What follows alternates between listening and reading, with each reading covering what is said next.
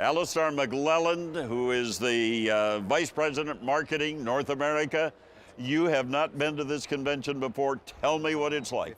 I have not been. Shame on me. I've been working in the North American market for 14 years. Oh. I've heard a lot about the FFA convention, but never made it here yet. So completely blown away by it, to be honest with you. It's the number of people, the enthusiasm of the young people here, right. Their professionalism, their energy. I'm energized simply by being here, and it's a very impressive event. Well, what has impressed you the most from what you have seen? Can you pick out just one thing? Well, we spent some time this morning walking through the floor, and obviously everyone's having a great time out there. Yeah. But when you go in the back, there's an area where they're testing and judging. Yes. And then it's a whole different atmosphere there. It's very serious, and to see the capability of these young people in that area was very, very impressive.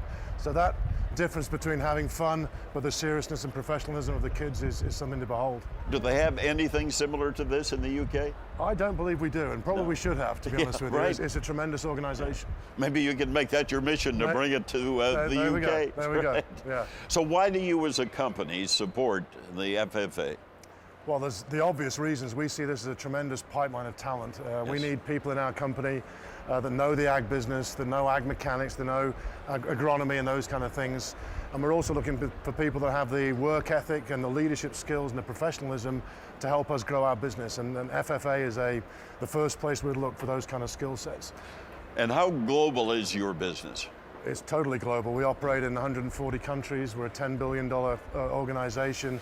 So we're everywhere from South America to Asia to Africa, obviously North America. So we are truly a global company, both manufacturing and sales and marketing. So what do you see happening in those developing countries? Are we making progress on getting agriculture more productive? Well, one of our big initiatives right now is the African market. Our CEO, Martin Rickenhagen, has taken a real interest, rightly so, in that market. There's a tremendous opportunity to increase agricultural production there. We're operating our own company-sponsored farms in Africa right now to try to share best practices and improve processes there. So yes, I think we are making progress. They're tough environments. Yep. We've heard all the issue with Ebola recently, yeah. So operating can be tough, but we are making a big effort to help those countries develop their agricultural infrastructure. Obviously, the technology and the equipment would be a good deal different from the United States to a country in the African continent. How do you deal with the different types of mechanization that's, Well, at the end of the day, the same technology that works here in theory will work there as well. Right. You've got to have the right infrastructure in terms of farm sizes and then transportation and so on to deal with the production. And then you've got to educate people that are working in those countries to use that technology. So that's a long process. But as I said, we're doing that not just simply by shipping equipment to these markets, but putting in institutions like our own farming operations, supporting local education to help the local communities develop that capability. And then let's talk about two major players, India and China. Mm-hmm. What is your company able to do there? Well, we've had a long-standing relationship. We have a partnership in India with a company called Taffy. Mm-hmm. We own 23% of that company. So we're actually a leading player in the Indian market through that manufacturer, excuse me, and we import their products here as well. So we have an established position in India. China's a bit of a different story. It's a new market for us. We're in the process right now of building manufacturing facilities there. In fact, the largest investment AGCO's ever made is in manufacturing infrastructure in China. And we'll be producing there probably at the beginning of next year. We'll start rolling tractors off the line in those factories.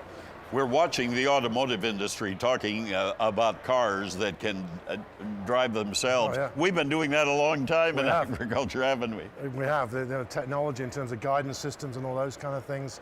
Agriculture's actually been leading the way. Yeah. We have tractors. One tractor drives one operator. You can have a string of tractors behind that, following that one. Yeah. Or you can drive them remotely. That's there now. So yes.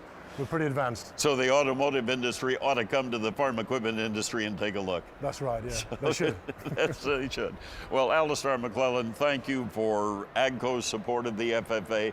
And I guess after this one, you'll be back for more. I'll be back, and just want to point out we're celebrating 69 consecutive years of supporting FFA. So next year will be our 70th anniversary as a sponsor of FFA, and we'll certainly be back to celebrate that. We will have a party. Okay. We'll look forward to that. Alister McLelland,